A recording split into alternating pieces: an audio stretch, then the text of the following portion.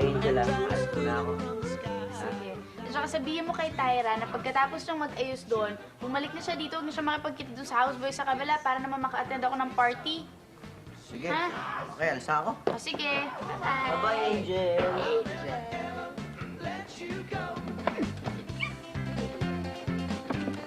Siya!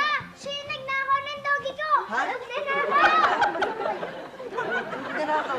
Wala ko ninanakaw, ha? Anong magnanakaw? Bakit? Eh, kasi nakita ko nung anak ko, ipinasok daw dito yung aso niya. Kaya kayo daw yung nagdala dito sa loob ng bahay. Oo nga naman ho. Tsaka ano naman ho ang proof niyo? Oh, paano naman kayo nakakasiguro? Eh, Ayan o! Kita yung buntot ng doggy ko! Wala ah. Wala. pwede ba makita? Eh, ito na nga yung aso namin. Pero kung ano, ipit dyan. Ako naglagay niya. Mrs. Sa inyo ba talaga yan? Oo. Nahanap ko lang kasi yun sa kalye. Buti nga, inalagaan pa namin ni Christian eh. Oo nga ho. Actually ho, nakita nga ho lang namin to ni Mikoy sa kalye. Eh, pinulot na lang ho namin kesa naman sa makapulot pa yung ibang mga lasinggero dyan. Gawin pampulutan to, gawin sombrero. Gusto maganda ng kami na lang. Mabuti naman napulot mo. Kaysa iba naman nakakuha. At saka yung aso na yan, nakabukas kasi yung gate.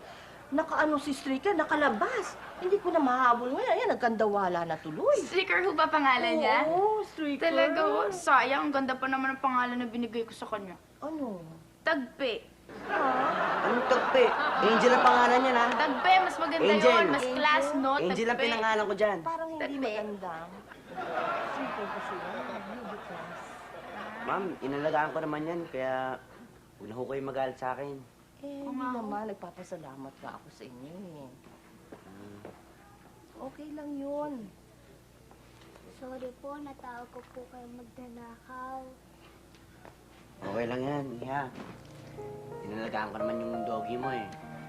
Pwede ba bago ko yung umalis, hawakan ko na lang si Stricker, si Angel. Isang hawak na lang. Opo, gusto niyo po nga. Papasyal ko pa po dito eh. Talaga? Sige. Hawak naman kayo, ano. Oh, sige. Kay Tagpe. Si Tagpe yan. Angel nga eh. Tagpe. Mas Angel. maganda yun. Sige,